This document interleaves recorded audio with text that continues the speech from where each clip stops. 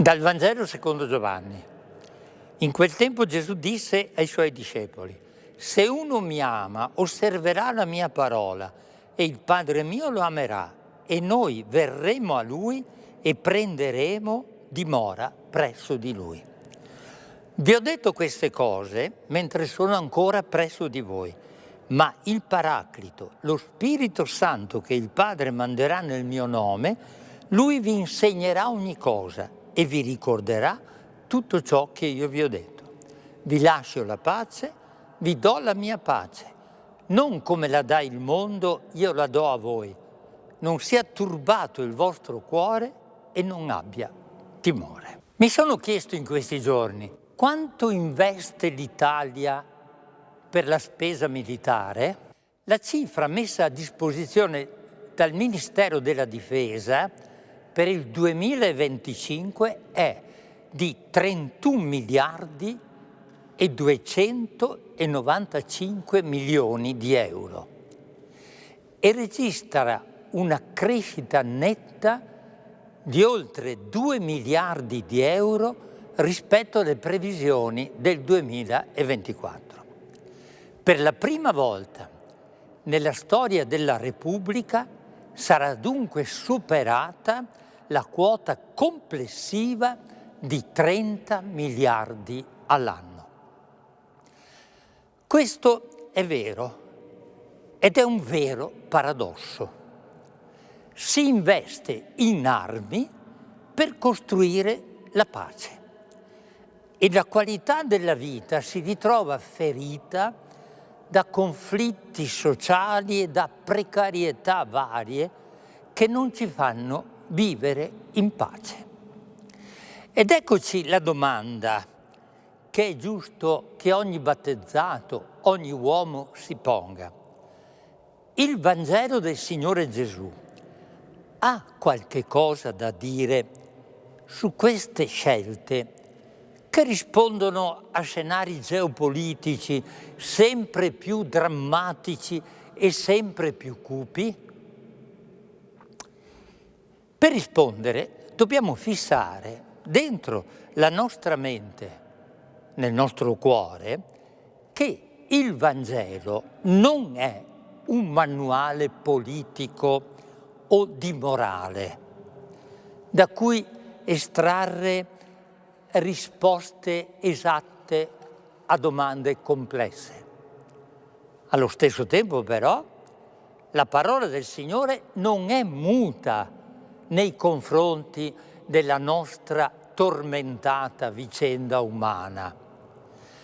Il Signore Gesù non dispensa nessuno dalla fatica di cercare la strada migliore per avvicinarci a quella pace senza della quale non possiamo vivere. Ma il Signore Gesù, proprio per questo, non ci lascia mai nel buio. E non dovremmo dimenticare mai le parole del Salmo. Lampada ai miei passi è la tua parola, luce sul mio cammino.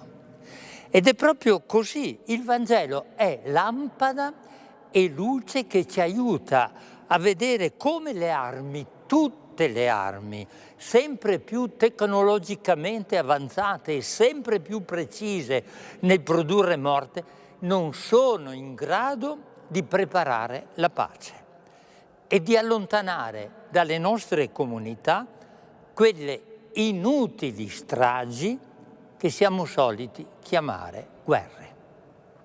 Come ha detto molto bene Papa Leone, la pace che ci consegna Gesù, l'avete sentito nel Vangelo, vi lascio la pace, vi do la mia pace. È il dono della sua grazia che ci salva e che ci libera. La pace, dice ancora il Papa, è disarmata ma anche disarmante, perché è saldata a verità, luce, vita e gioia. È evidente La pace che ci consegna Gesù non è come quella che dà il mondo, l'avete sentito? Non come la dà il mondo, io la do a voi. La pace dell'impero romano era un ordine imposto dall'esterno con la forza, dalla violenza, del terrore, delle armi, e difeso con la pratica costante e continua della repressione. Per questo Gesù dice: non funziona questa pace, perché non costruisce incontro, riconoscimento reciproco delle differenze e relazioni nel segno dell'amore e del perdono. Ma anche le nostre strategie per costruire pace sono eccessivamente incentrate sull'uso delle armi.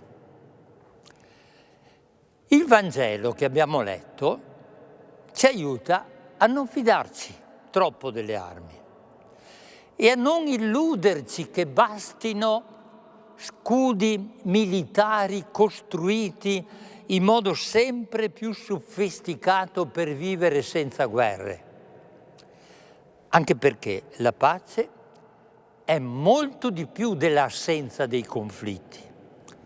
La pace si fonda sulla giustizia e sulla verità, si nutre del perdono reciproco, è sorretta dal rispetto profondo ed è alimentata dal coraggio di dare ampia cittadinanza al pluralismo e al dissenso. Si noti però il particolare. Il discorso di Gesù, di questo Vangelo che abbiamo letto, è di fatto il suo testamento. Siamo nell'ultima cena.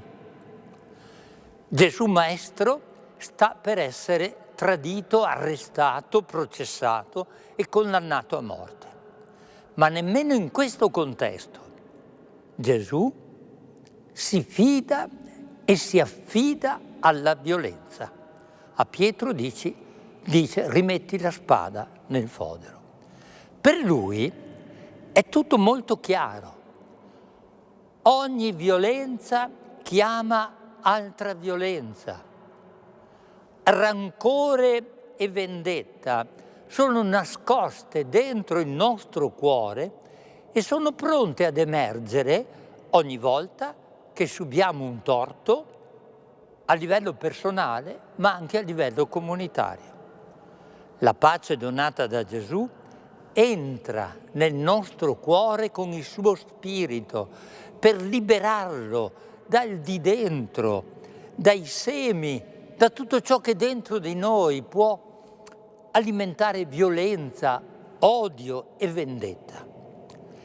La pace che Gesù ci dà con il suo spirito rende ognuno di noi un po' alla volta capaci di perdonare, di superare le divisioni, di costruire senza l'uso della violenza quei ponti senza i quali la vita è orfana di comunione, di gioia, di serenità e di giustizia e diventiamo tristi.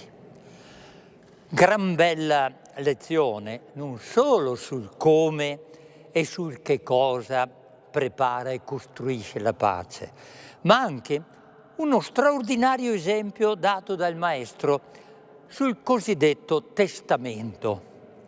Un invito perciò a lasciare ai nostri eredi non solo beni materiali e immateriali che preparano conflitti, litigi e divisioni, ma anche esempi, testimonianze e discorsi di pace costruiti con la forza dell'amore, del servizio e della generosità. Non dimentichiamo mai, si muore come si è vissuti. Gesù ha speso la vita per gli altri e nella sua ultima cena rivolge ai suoi questo invito a gioire per il dono della sua vita e per immergere tutta l'umanità che siamo noi in questa pace costruita da Lui sul perdono reciproco e sull'amore. Ci ha dato l'esempio, perché anche la nostra vita sia spesa nell'amore, nel perdono e sul servizio. Buona settimana a tutti. Caro Gesù, vedere quei bambini di Gaza che con le pentole in mano cercano di prendere un po' di cibo da chi lo distribuisce mi fa piangere. Non so perché quelle scene lo fanno vedere al telegiornale mentre si cena, ma non riesco proprio a vederle. Io non so cosa sia la fame. A casa mia c'è sempre qualcosa da mangiare e mamma e papà si lamentano perché ci devono sempre chiamare più volte quando è ora di cena. Gesù, è questa la pace che diamo noi? Ogni giorno a Gaza, e non solo in quella terra, decine e decine di persone vengono uccise. Case, scuole, ospedali e strade vengono distrutti. Cresce sempre di più l'odio tra i nemici.